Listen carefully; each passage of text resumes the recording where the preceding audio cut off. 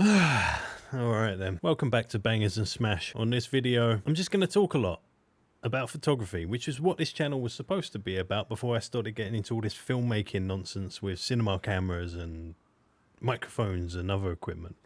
I used to just like taking pictures. Now I don't have a script for this video, so I might end up talking for longer than I probably should.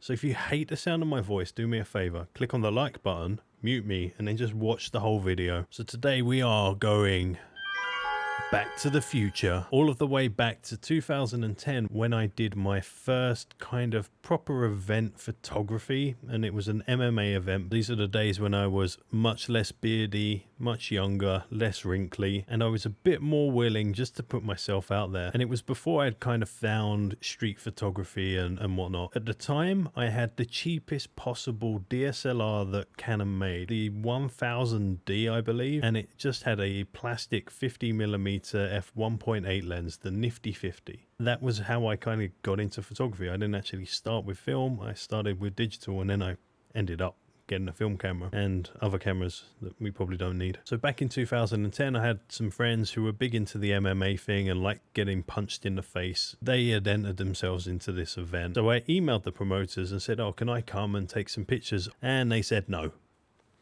So back then, being a little bit more cocky than probably what I am now, I just emailed a couple of magazines. A publication emailed me back and said, Lee, we get what you're trying to do. You don't have to send us any pictures, but just use our name and go and enjoy yourself. I used that and the promoters let me into the event. The photography game's a little bit weird now with Instagram, but back in 2010, actually what you'd find is editors, other photographers, anybody kind of in the game, everybody would help each other. It's competitive, yes, because people want to get the paid work, of which there's not too much.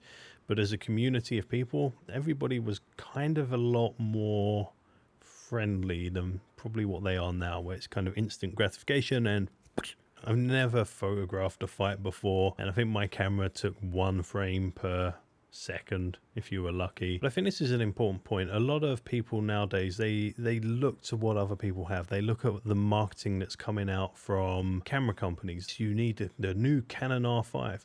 The reality is that actually being restricted by your equipment can make you more creative. So when I was taking these pictures, I only had 1 focal length. So it's a crop sensor, a 50mm lens, which is probably the equivalent of a 75mm on the Canon 1000D back then. I had to work around what I had. I was lucky that the fight was set up with some wonderful lighting, so that really helped me out. But the rest of it was trying to be as creative as I could with the limitations that I had. The other guys that were there who had, full frame bodies with a 70 to 200mm lens and a 24 to 70 on another body, constantly switching around, zooming in and out. They're kind of getting coverage more than being creative. Maybe that's unfair, but that's kind of the way that I look at it now, thinking back. If you're new to photography or you're limited with the equipment you have, don't feel that it's a limitation. It's actually something that will help you stand out from the crowd. Make the most of what you have. You do not need better equipment to make more creative photography. And I need to remember that because I end up buying way too much stuff for my video production stuff. So anyway, that's my rant about not needing amazing equipment to get amazing results. So I'm not saying that my results were amazing, but I do think that the pictures that I took at this event stand out compared to everybody else who was taking photos there who had better gear. And the other point is really around getting into this whole mentality of putting yourself out there.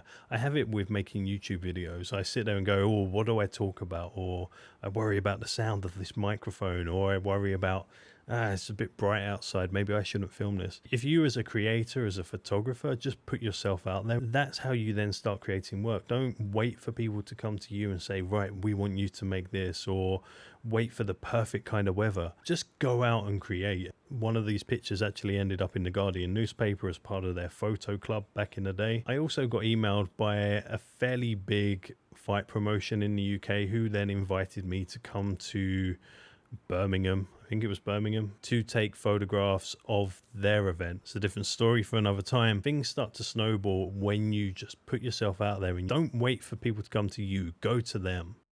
Thanks for letting me have a little bit of a rant here on YouTube about photography. And yes, maybe this is a bit of self-therapy that I need to do more of this, whether it's with the video production side of things or just getting back into photography. One of the difficulties that I always have here in Singapore is that it doesn't really suit that street photography, gritty kind of aesthetic that I enjoy from photography. If you look at my Instagram profile here, you'll kind of get a sense of what I'm talking about. Everything here is kind of clean, sanitized, people all dress the same. So yeah, it's hard to kind of get this quirkiness that you can get in places like Tokyo, London, Hong Kong, New York. The other problem with street photography here is it's so bloody hot outside. After 10 minutes of walking around, you just want to get indoors. I'm making excuses for not doing photography here because it doesn't necessarily suit the aesthetic that I enjoy. But maybe I should just take my own advice and go and do some bloody events. I've ranted long enough. I have no idea how this video is going to cut together. So if you got this far in the video, thank you.